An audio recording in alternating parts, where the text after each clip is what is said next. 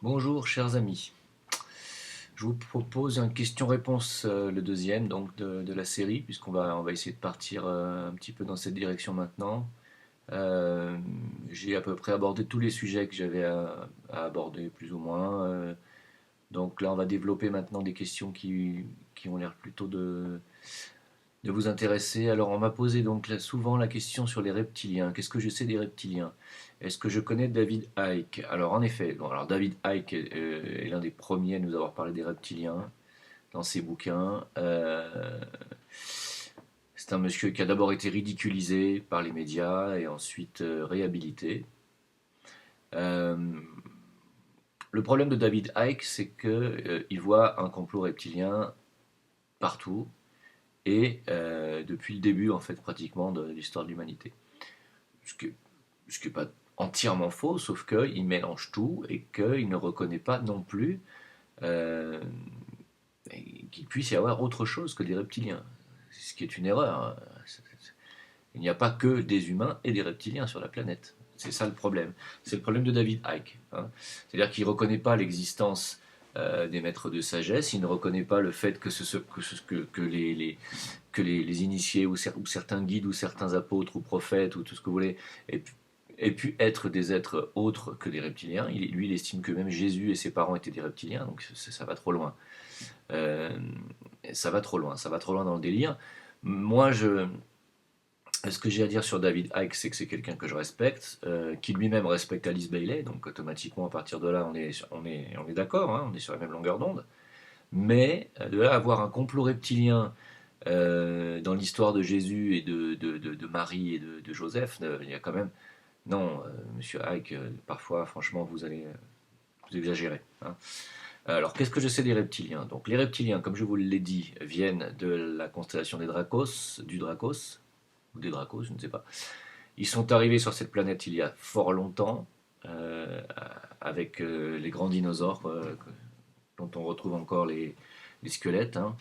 Donc, ils ont été anéantis parce que justement, ils ont cette tendance à coloniser des planètes et puis à épuiser les ressources des planètes et à se servir des êtres qu'il y a sur place comme esclaves. Voilà un petit peu la tendance reptilienne. Alors, ils ont d'abord été détruits par une météorite géante, donc c'est ce qui a définitivement anéanti les dinosaures. Et puis, en fait, donc il y a eu des combats, je vous l'ai déjà dit, hein, entre les reptiliens et les êtres de la constellation de la Lyre, et de Sirius aussi, et ce qui a abouti donc à l'explosion, à la destruction de la planète Marduk, qui était la planète qui était entre Mars et Jupiter, et qui a fini en ceinture d'astéroïdes. Euh, ces reptiliens vivent en quatrième dimension, c'est-à-dire qu'ils ne sont pas dans la dimension terrestre, le plan physique, ils sont juste au-dessus, ils sont sur le plan éthérique et base astrale, hein. Alors, sachez un petit peu, essayez de vous situer dans les dimensions, c'est très important. Quand on parle de plan subtil. Vous savez qu'on a le plan physique, j'ai déjà expliqué ça dans d'autres vidéos, et au-dessus du plan physique, on a le plan astral ou émotionnel, et que chacun de ces plans se subdivise en 7 sous-plans. Euh, les 4 derniers sous-plans du plan physique, c'est-à-dire les 4 plus élevés, c'est le plan, c'est l'éther, c'est la région éthérique. Mais la région éthérique appartient au plan physique, d'accord? Donc le plan physique est composé de 7 couches: solide, liquide, gazeux et les 4 éthers, que j'ai déjà expliqué dans une autre vidéo. C'est les 7 sous-plans du plan physique. Ensuite, nous avons le plan émotionnel, avec ses 7 divisions également. La quatrième dimension commence là où nous n'avons plus la vision développée, c'est-à-dire commence au premier éther du plan physique. Voilà. Donc la quatrième dimension commence là, c'est-à-dire, il faut savoir que le premier éther du plan physique est l'éther qui s'occupe de l'assimilation et de l'élimination des énergies pour nous. Assimilation et élimination.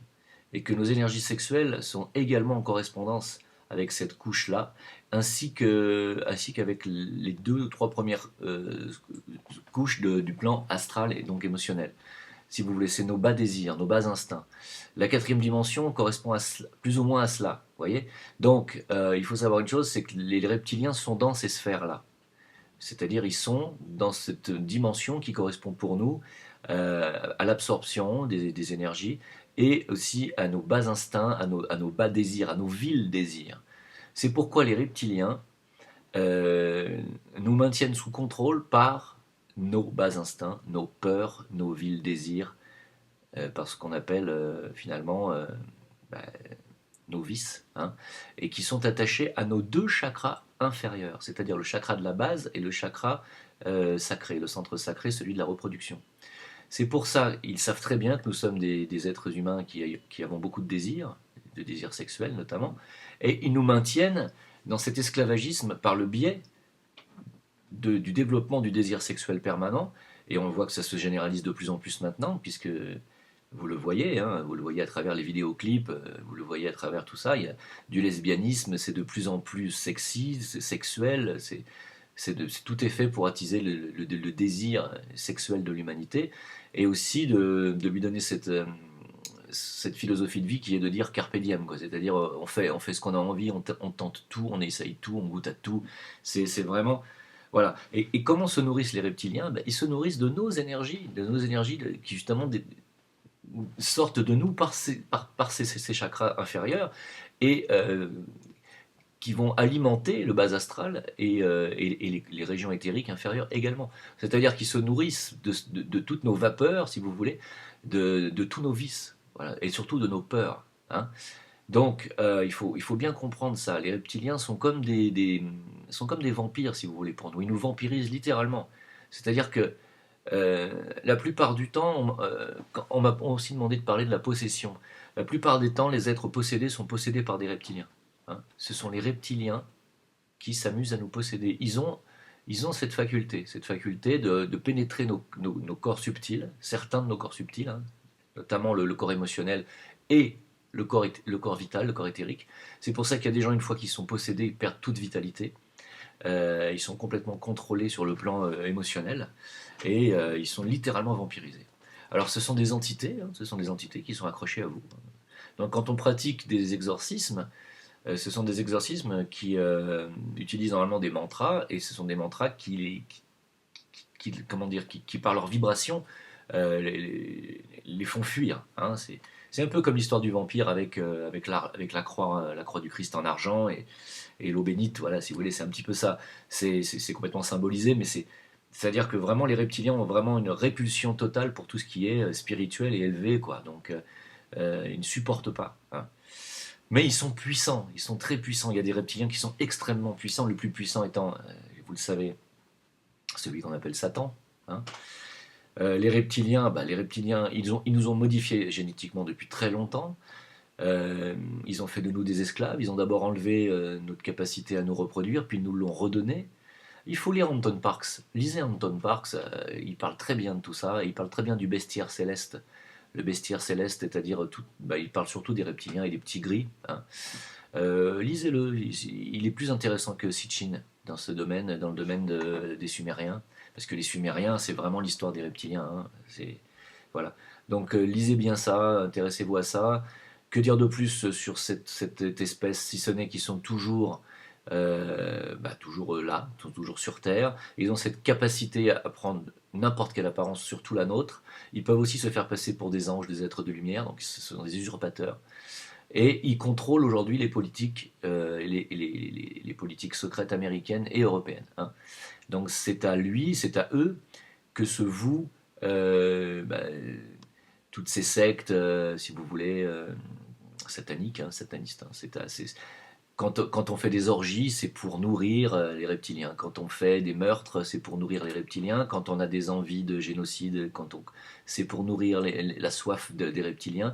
Quand on fait verser le sang aussi, c'est pour les reptiliens. Sachez que le sang est la correspondance physique de l'énergie vitale, hein. Et l'énergie vitale, c'est cette énergie-là qui les intéresse, eux.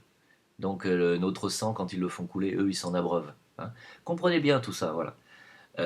Voilà, je pense que c'est tout ce que j'ai à dire sur les reptiliens. On m'a reposé une question à propos de Lucifer. On me dit oui, mais le luciférisme ne reconnaît pas l'existence de Dieu. Absolument faux. Faux, totalement faux.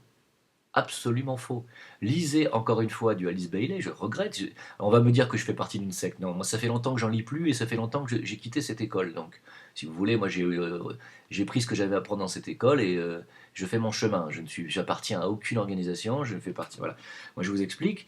Lisez des bouquins que je vous conseille si vous avez envie de les lire et vous verrez que la doctrine d'Alice Bailey, c'est-à-dire celle prônée par le maître Descartes, Jewel, qui est un maître de l'hierarchie spirituelle, vous explique très bien que Sanakumara et sa hiérarchie nous amènent à un certain niveau d'évolution et d'éveil, qui est la cinquième initiation. Donc vous avez la possibilité, en empruntant ce sentier initiatique et ce sentier de l'évolution plus rapide que le sentier naturel classique, si vous voulez, euh, on vous invite à acquérir un niveau spirituel et de conscience qui vous amène à d'autres sphères et à d'autres plans, mais il n'est jamais été question de remettre en question l'existence de Dieu.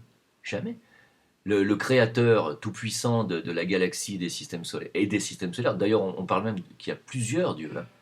Et d'ailleurs on le constate, si vous voulez, quand on fait un petit peu d'astronomie, on voit bien qu'il y a plusieurs dieux dans le cosmos. Il y a des milliards de galaxies, et ces galaxies peuvent être considérés comme dieux pour nous en ce qui nous concerne, puisque nous faisons partie d'un système solaire qui est déjà pour nous un dieu, et nous faisons partie d'une planète qui pour nous déjà serait déjà notre dieu, et ce système solaire est imbriqué dans un système bien plus vaste qu'est la galaxie de la Voie lactée.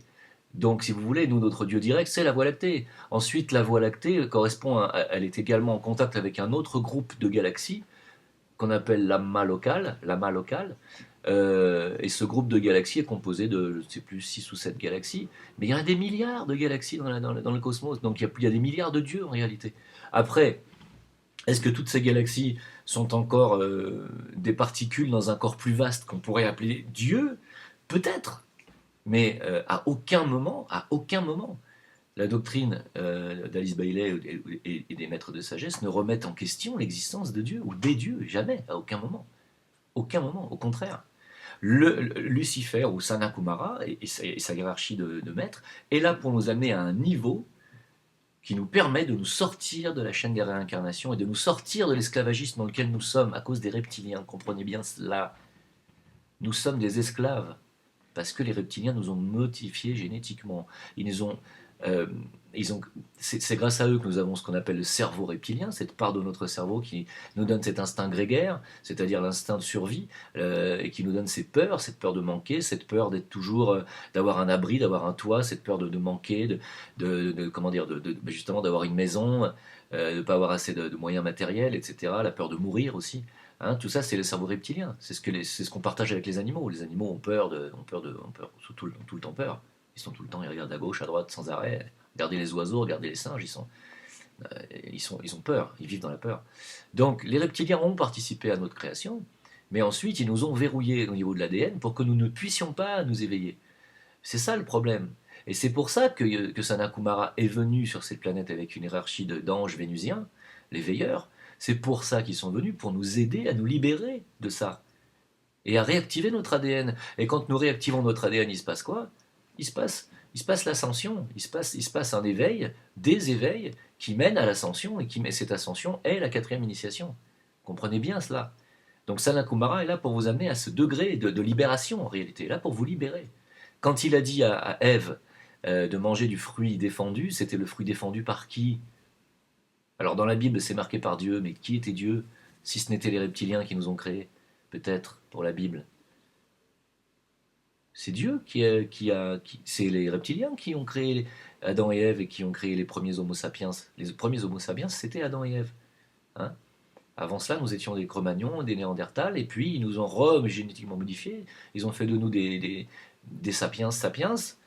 Et, euh, et c'est Lucifer qui est venu libérer l'Homo sapiens, en fait, en lui disant, tu sais, tu peux aussi devenir conscient.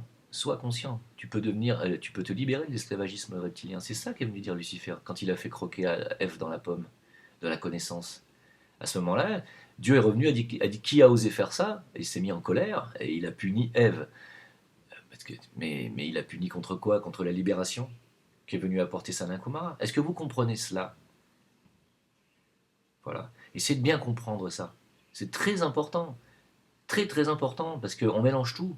C'est pas Satan qui a tenté Ève et qui a fait d'elle une tentatrice, pas du tout. C'est l'inverse. Hein. Voilà. Donc, voilà, je voudrais bien appuyer là-dessus, parce que c'est très important de comprendre que Lucifer n'est pas un principe négatif. Il est là pour nous apporter, par le biais de la connaissance et des éveils successifs qu'apporte la connaissance et la méditation, à nous amener à un niveau de conscience qui nous permettra de nous libérer de nos chaînes de réincarnation et de cet esclavagisme dans lequel nous vivons, puisque nous sommes obligés de nous réincarner. Obligés, comprenez bien, nous sommes obligés de nous réincarner encore et encore, tant que nous n'avons pas accédé à cette ascension. Voilà. Et Sanat Kumara est là pour ça. Voilà. Donc c'est un ultime sacrifice qu'il a fait. Il a quitté sa planète pour nous aider à ça. Et donc, je vois qu'il y a encore une question sur cette question un peu politique. L'humanité a-t-elle besoin d'élites? Oui, pour l'instant. Effectivement, si l'humanité était adulte, elle n'aurait pas besoin de guide ou de chef, ni en société, ni en spiritualité. C'est parce que l'humanité n'est pas adulte qu'elle a besoin de s'en remettre à des gens, que ce soit le président de la République, ou que ce soit des gourous, ou que ce soit des prophètes, ou qui vous voulez. C'est parce qu'elle n'est pas adulte et qu'elle n'est pas soit consciente et qu'elle n'est pas suffisamment connectée à son âme et à sa source, qu'elle a besoin de s'en remettre à une élite qui la dirige et qui pense pour elle et qui prend les décisions pour elle. C'est un constat affligeant tous les jours, quand je vois que les gens continuent à voter pour des partis qui sont pourtant des partis mafieux et qui sont en train de tuer littéralement la France depuis 40 ans. Ils continuent de voter pour ces gens-là. Ça veut bien dire que quelque part, non seulement ils ne sont pas adultes, mais qu'en plus ils ne réfléchissent pas. Ça fait quelque part, c'est décourageant. Voilà. Donc, là, on va pas faire trop long sur cette vidéo. Je vais faire 2 ou 3 questions par vidéo, pas plus, parce que je voudrais bien développer quand même. Hein. Donc, sur l'extériorisation de la hiérarchie, avez-vous quelque chose à dire sur l'extériorisation de la hiérarchie dont parle Alice Bailey? Alors, je viens d'en parler. L'extériorisation de la hiérarchie spirituelle de Sanat Kumara, dont parle Alice Bailey dans ses bouquins, oui, on est en plein dedans. Hein. Je veux dire, tous les gens qui vous guident et qui vous apportent une parole libératrice ou qui par leurs actes vous forcent votre respect et vous amènent à vous comporter mieux en société envers l'humanité, toutes ces personnes sont des personnes qui font partie de la hiérarchie, que ce soit des disciples plus ou moins avancés ou que ce soit des initiés. Hein, vous avez bien compris que si j'étais là, c'est parce que quelque part j'en fais partie aussi, et que toute personne de bonne volonté fait également partie de cette hiérarchie. Hein. Donc il ne tient qu'à vous d'en faire partie et de faire partie des êtres qui essaient d'apporter leur petite pierre à l'édifice de la construction du soi, de votre conscience et de la direction vers l'illumination et la libération, puisque l'illumination amène à la libération. Hein. Voilà, donc l'extériorisation de la hiérarchie aujourd'hui, on la voit à travers des gens comme Amma, comme Dieudonné, même si Dieudonné est quelqu'un qui quand même est un petit peu dans la revanche et aimerait bien avoir une revanche sur l'esclavage noir, l'esclavagisme noir et la toute-puissance du lobby sioniste aujourd'hui. On voit bien que ça le met en colère et qu'il aimerait bien que ça se termine mal. C'est un petit peu ce que je ressens chez Diodo, même s'il dit qu'il est pour la paix. Il est pour la paix, mais il y a un arrière-goût de revanche. Pour Alain Soral, c'est un grand penseur qui a toujours eu 10 ans d'avance sur le reste de la société. Je pense que ce monsieur fait également partie des gens de bonne volonté, qu'il a lui-même un chemin personnel de développement où il est passé d'un extrême à l'autre. C'est quelqu'un qui est assez extrémiste peut-être dans son discours, mais qui tend au final à aller vers le juste milieu. Donc je pense que c'est quelqu'un de juste. Même il a une violence intérieure, c'est pas important. Ce qui compte, c'est ses actes et ses paroles. Et je trouve qu'il a un discours juste, voilà, même si parfois il est un peu violent. On peut pas dire, voilà, encore une fois, on n'a pas affaire à des sages. Hein. On a affaire à des gens qui sont là pour nous guider, qui ne sont pas des êtres parfaits, et qui sont mus, j'en suis persuadé, par une bonne volonté qui est celle de nous éveiller. Hein. Et toutes ces personnes, il n'y a pas que, hein, mais je parle en France aujourd'hui, je pense que ceux qui sont dans le collimateur du système, hein, du système satanique, aujourd'hui représenté par Valls, dans notre gouvernement scandaleux, Ce système satanique a dans le collimateur particulièrement Soral et Dieudonné, et c'est pas un hasard, hein. S'ils sont dans le collimateur, c'est parce que ils représentent un danger pour le système. Ce danger, c'est parce qu'il touche des millions de personnes. Si il touchait 300 personnes comme moi en ce moment, vous comprenez bien qu'ils ne seraient pas inquiétés. Et que moi, demain, si mes vidéos sont écoutées par des millions de personnes, je vais avoir de gros problèmes aussi, hein. Voilà, même si j'ai pas le talent ni de M. Soral, ni de M. Dieudonné. Euh, donc voilà, en ce qui concerne l'extériorisation de la hiérarchie. Aujourd'hui, y a-t-il des êtres de lumière que l'on peut suivre? Amma. Mais c'est surtout l'exemple de ces gens qu'il faut suivre.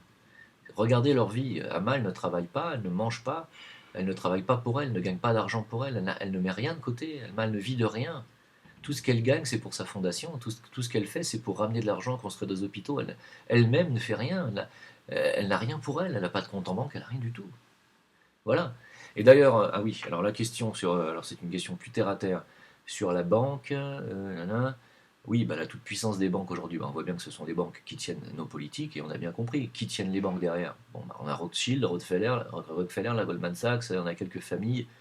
Bon, bah, vous avez pigé que c'était les gens qui ont l'argent qui aujourd'hui détiennent les lobbies, et que ces lobbies détiennent bah, les politiques, point. Et les politiques, les médias. Donc, quand vous êtes complètement manipulé par les politiques et les médias, bon, c'est tout, vous êtes manipulé par le monde de l'argent. Que faut-il faire? Bah, que faut-il faire? Qu'est-ce que vous faites, vous? Dire, je sais pas, moi, si demain mon banquier me dit euh, tiens, votre argent que vous mettez dans ma banque, moi je l'utilise pour enrichir mes maîtres, ceux qui ont créé ma Société Générale ou ma BNP ou n'importe quelle banque, votre argent en réalité je leur donne directement et eux ils s'achètent des Airbus, ils s'achètent des bateaux de luxe et des hôtels et ils s'en foutent de rétribuer ça au peuple. Et d'ailleurs, si demain vous voulez récupérer votre argent, on ne vous le donnera pas parce que c'est limité à 1 000 euros. Qu'est-ce que je fais, moi? Personnellement, qu'est-ce que je fais? Moi, j'arrête de donner mon argent dans les banques. Je ferme mon compte en banque, c'est ce que j'ai fait il y a au moins 20 ans, il faut le savoir, hein. Moi, j'ai fermé mon compte en banque il y a 20 ans en France. J'avais juste un livret A. Je faisais virer mon salaire sur mon livret A, c'est tout à fait légal. Et je retirais mon argent par mon livret A et basta. Après, j'ai fermé mon livret A et j'essaye de me faire au maximum payer en cash, voilà, point. Et si je me fais pas payer en cash, j'essaie de retirer tout de suite l'argent. Et si j'ai des économies, je vais acheter des pièces d'argent ou d'or, hein. Écoutez Pierre Jovanovic, hein. Il vous donnera des conseils plus que judicieux à ce niveau-là. Pierre Jovanovic est quelqu'un qui a fait de très bonnes prédictions sur ce qui s'est passé, et je pense qu'il n'a pas tort sur ce qui va se passer. Euh, je- et il faut placer son argent ou dans des biens immobiliers, ou dans de la terre, acheter des terrains, ou dans de l'or ou de l'argent, hein. C'est clair et net, moi je suis tout à fait d'accord avec lui. Donc moi si j'étais vous, je le ferais, parce que je pense qu'on est au bord d'une crise mondiale très grave qui va se passer sur le plan monétaire, et c'est voulu, ça sera voulu. Sachez qu'ils vont faire disparaître l'argent physique, je l'ai déjà dit. Voilà, donc je vous ai déjà prévenu de tout ça dans l'autre vidéo. On va arrêter pour aujourd'hui. Je ferai une autre vidéo sur, donc,